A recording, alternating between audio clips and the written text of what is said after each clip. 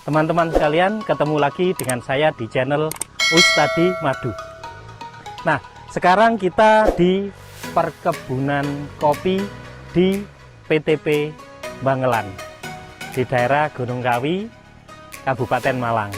Nah, sekarang kita berada tepat di tengah PTP.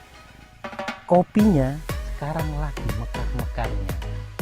Nah, di sini waktunya bagi peternak lebah untuk angon di perkebunan kopi. Yang namanya madu kopi ya asalnya dari sini, dari bunga-bunga seperti ini. Nah, bunga ini kita lihat ya, ini kan sudah mulai agak coklat-coklat dikit gini ya. Nah, ini mekarnya itu kemarin. Nah, hari ini dia masih seger. Ini madunya keluar banyak ya. Nah, besok dia mulai sedikit layu. Nah, kita lihat di sini. Nah, ini ada lebah ini. Ada lebah yang ngerumuni. Nah, ini kan ada lebahnya ini yang ngambil madunya.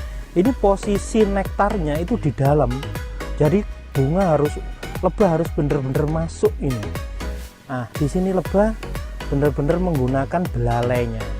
Jadi di mulutnya itu ada belalai yang menghisap nektar. Nah, dia ngambil nektar di situ. Nanti dibawa pulang dan dibawa sebagai madu kopi. Tadi di bawah betul ya. Ini juga. Inilah. Ini kan ada lebahnya ini ya. Ini ada lebahnya. Nah, lebah sekarang ini menghisap kan ya. Dia betul-betul masuk. Tadi berbeda dengan bunga yang lain. Bunga kopi ini nektarnya di dalam, di bagian bawah. Jadi gini, teman-teman sekalian. Nah, ini kan kopi di sini. Nah, bunganya, nektarnya dia itu di bagian bawah ini. Jadi nektarnya itu di sini, di bagian bawah ini. Kopi kan seperti ini ya. Nah, ini ya. Kopi kan seperti ini. Nektarnya itu di sini. Jadi lebah harus ke sini. Kadang lebah masih tidak bisa. Jadi terpaksa ngambilnya dari samping gini. Kita lihat ya nektarnya ya. Kita pencet. Nah, ini kan nektar ini. Kita lihat nektar. Nektar ini kita jilat. Manis nektarnya. Ya. Jadi selama nektar ini masih ada, lebah masih mencari. Dan bunga kopi ini biasanya bertahan sebentar. Mekar gini paling jika bertahan antara 3 hari sampai 4 hari. Jadi tidak lama. Makanya kemudian jika peternak masuk di perkebunan kopi, masuknya harus tepat, keluarnya juga harus tepat. Jadi jika saya masuk, misalnya saya sekarang masuk hari ini, saya masuk, ini termasuk sudah telat karena bunga sudah mekar. Jadi saya masuk di perkebunan kopi itu ketika bunganya belum mekar, besok paginya mekar, malamnya saya masuk. Besok pagi bunga kopi mekar, lebah sudah bisa mengambil madu. Dan nanti kira-kira 4 atau 5 hari kopi ini setelah mekar dia akan layu, harus segera dipanen. Nah, maka karena itu madu kopi yang dipanen pasti belum matang.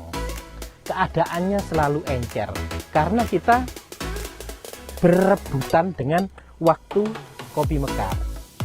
Nah, setelah kopi ini habis ya sudah, tidak ada lagi yang dimakan lebah. Jadi kita harus panen dan juga kita harus segera pindah. Nah, nanti kita lihat lebah yang ada di perkebunan kopi milik kita ya. Ya, saksikan terus. Oke, teman-teman semua, kita sudah lihat lebah waktu ngambil nektar. Dan kemudian kita lihat sekarang apa yang terjadi di dalam koloni ini ketika nektar tadi dibawa pulang.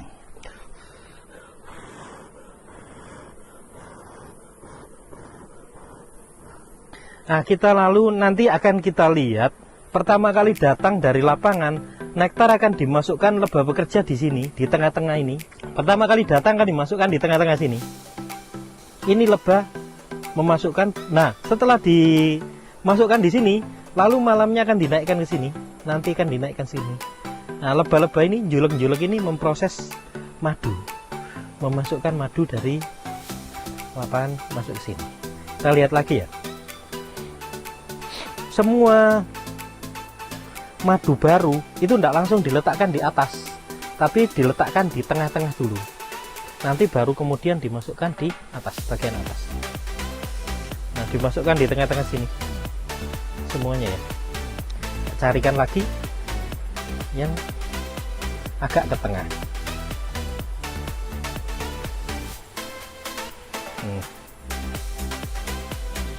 Ini ya. Jadi di tengah-tengah ini. Kemudian dinaikkan sama sini. Sekarang kita cek. Kita cek seberapa banyak masukan nektar hari ini.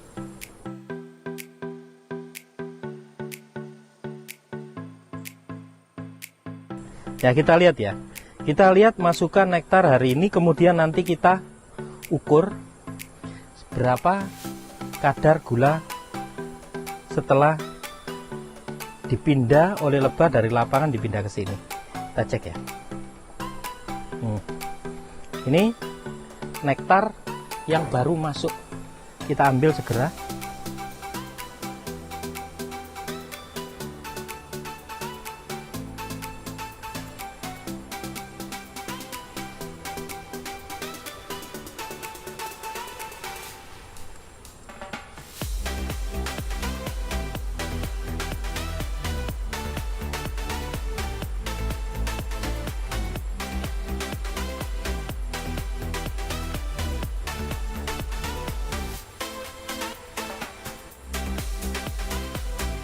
Cukup banyak ya, bisa untuk dibuat ngecek. Kita masukkan ke refraktometer Brix untuk mengukur kadar gula.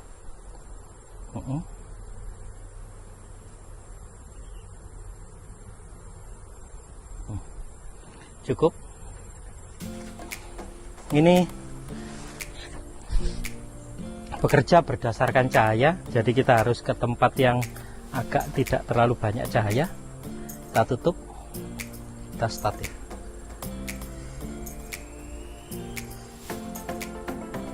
Oke, jadi teman-teman, setelah nektar dibawa oleh lebah